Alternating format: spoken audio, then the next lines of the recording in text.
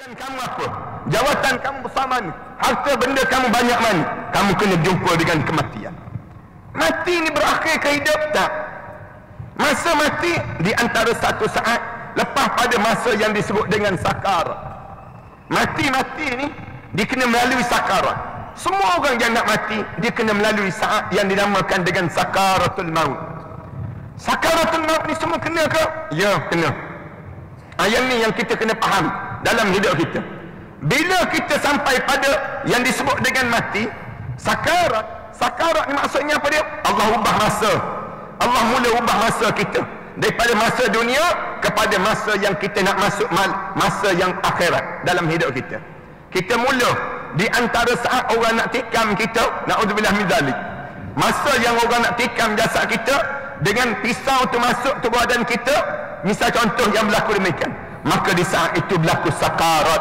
Allah ubah masa menjadi masa yang panjang yang kamu kena lalui. Dan Rasulullah kata, doalah pada Allah, masa itu masa yang paling penting dalam hidup kamu, kerana itulah yang menentukan kamu sama ada kamu akan masuk dalam syurga ataupun kamu masuk dalam neraka Allah Subhanahu Wa Taala. Rasulullah sallallahu alaihi wasallam sebut, Rasulullah baca doa, Allahumma a'inni ala sakaratil maut. Ya Allah, tolong bantulah saya ya Allah di saat mana saya berhadapan dengan sakaratul maut. Rasulullah sebut dalam hadis yang lain, Rasulullah kata, inna sakaratun azim. Sakarat ni satu benda yang menggemparkan dalam hidup kami. Sakarat ni satu benda yang mengejutkan pada kami. Apa yang tak terkejut? Apa yang tak terkejut? Di antara masa kita nak tinggal dunia dengan kita nak pergi ke akhirat, masa ni kita terkejut. Bila datang malaikat muka dan malaikat Israel nak cabut nyawa kita. Saat mana malaikat Israel mula berdiri di hadapan muka kita, tak kira siapa, malaikat Israel berdiri saja, malaikat Israel bagi tahu, wahai anak Adam, aku cari sedikit air untuk kamu telan, sudah tidak ada. Aku cari selangkah untuk kamu melangkah, sudah tidak ada. Aku cari perkataan yang keluar daripada mulut kamu, sudah tidak ada. Aku cari sedikit air untuk kamu telan, sudah tidak ada. Wahai roh, sila keluar daripada jasad ini. Sebut saja keluar. Kita tengah bawa kereta, na'udzubillah min dzalik, ataupun kita tengah apa dia, kita tengah membaca, ataupun kita tengah makan, kita tengah apa saja, tak dipedulikan di saat ini. Mulut kita sebut terus, laula akhartani ila ajalin qarib. Malaikat, jangan bagi mati lagi malaikat, kejap, nak sekejap malaikat nak buat apa dia? Fa as-saddaqa wa akum minas salihin. Malaikat, aku nak bersedekah dan aku nak menjadi hamba Allah yang saleh.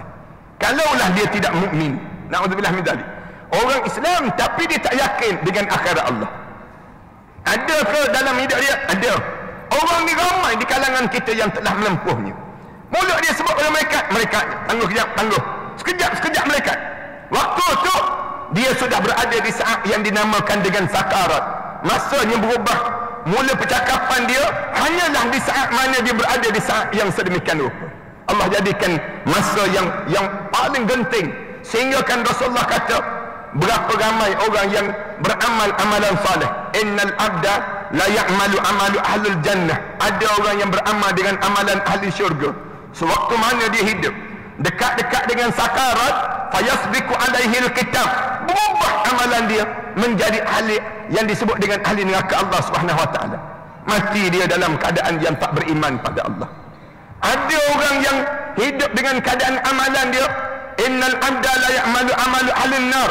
Ada seorang tersebut dia beramal dengan amalan-amalan ahli neraka, bila dekat dengan mati dia, ubah perangai dia. Sakarat dia tersebut ubah perangai dia. Mulut dia tak berhenti-berhenti sebut la ilaha illallah Muhammadur Rasulullah. Lalu mulut dia sebut tubna ilallah wa raja'na ilallah wa nadimna ala ma fa'alna. Dia sebut, mulut dia sebut, Allahumma firli ma qaddamtu wa ma akhartu wa ma asrartu wa ma a'lantu wa ma anta a'lamu bihi minni. Ulang dan ulang. Mulut dia ni sebut.